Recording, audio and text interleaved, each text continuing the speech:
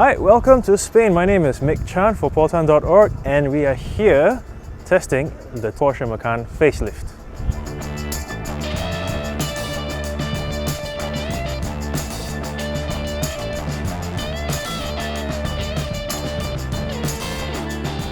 When you've got a good thing going, it pays to know what you're good at. Now, with the Porsche Macan going into its facelift, it has since sold 350,000 units since its debut in 2014. Now, at first glance, the exterior at least doesn't look too different from what was before. Changes are limited to the headlamps and the tail lamps. Tail lamps are a little bit more obvious in its update with that adjoining line across both sides.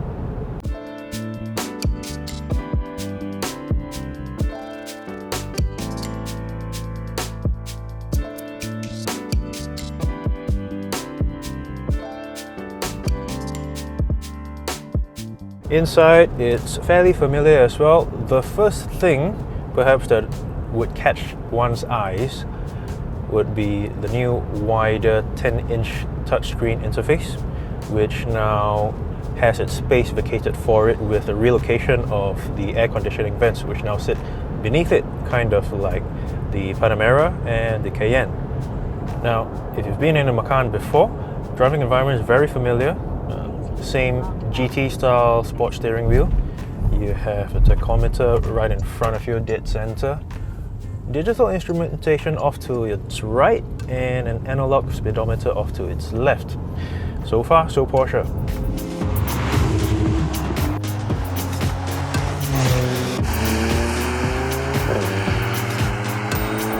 Right now we are in the base Porsche Macan. This is the 2-litre.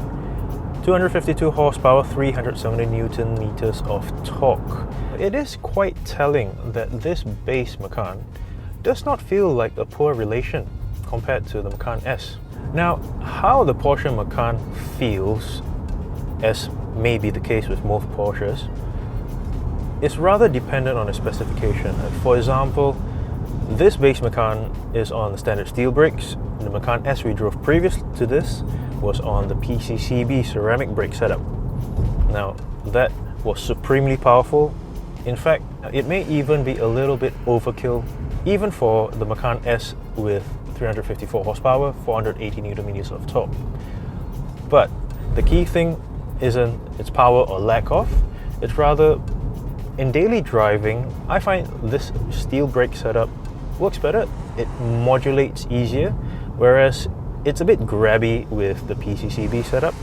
Of course, with the 2-litre 4-cylinder turbocharged petrol setup, which is so common in the industry nowadays, sad to say, it sounds largely like most engines of this configuration. No escaping that.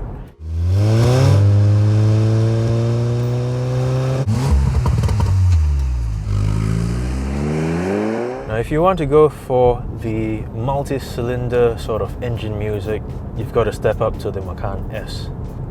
No doubt where the powertrain is concerned, it's very effective. This PDK 7-speed gearbox, lightning fast. Where chassis is concerned, I reckon it is to the Porsche engineers' credit that this 4-cylinder base Macan and the 6-cylinder Macan S feel very, very similar. You might be thinking, okay, no surprise there, right? Because it is the same model. However, whatever additional weight there is carried in the nose of the Macan S with its larger 3-litre V6, it doesn't translate into any appreciable penalty in terms of turn-in, in terms of steering quality between the two cars, the 4-cylinder base Macan and the 6-cylinder Macan S.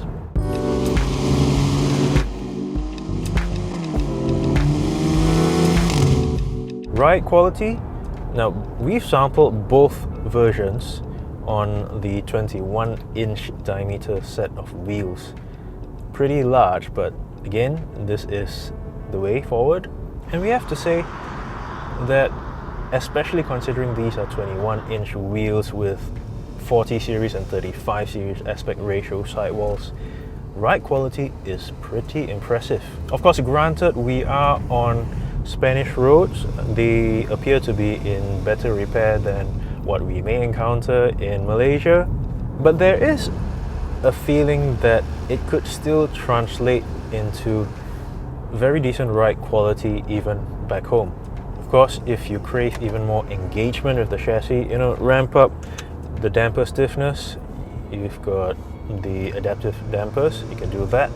And it is a subtle but useful increase in damping stiffness, which means you won't get your fillings rattle loose. A bit more about the chassis. Even with the dampers in comfort mode, it's still very well tied down. It doesn't feel sloppy like some cars may feel, but as it stands, comfort mode will suit most of your daily driving needs.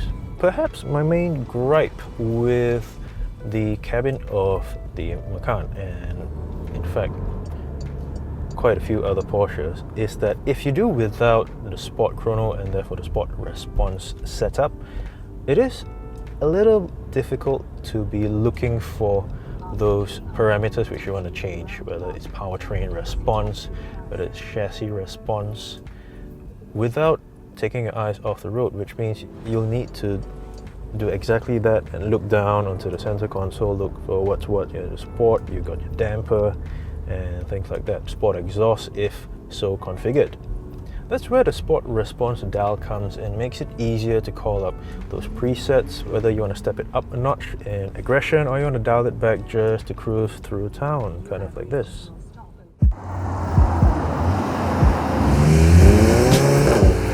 Right, between the base Macan with the 4-cylinder 2-litre engine and the Macan S with the 3-litre V6. Of course, the Macan S offers a richer experience. You've got a stronger engine and of course that richer engine noise. But of course, where the Malaysian market is concerned, it carries a premium of more than 100,000 ringgit, where the outgoing Macan started at the low to mid 400s. The Macan S starts just under 600,000 ringgit. Of course, then perhaps the question may boil down to which should you pick, the Macan S or the base 2-litre Macan.